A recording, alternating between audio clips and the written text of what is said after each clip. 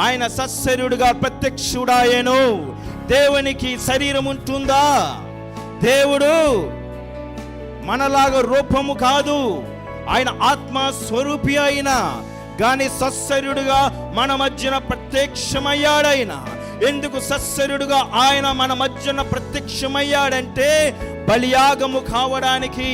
ఎందుకు ఆ బలియాగం అంటే సజీవ యాగముగా నీవు నేను కూడా మన శరీరమును సమర్పించుకుని మనము కూడా సశరీరులుగా ప్రత్యక్షము కావడానికి.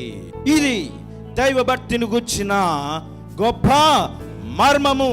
ఆ మర్మము మనకందరికి కూడా ప్రత్యక్షమైంది.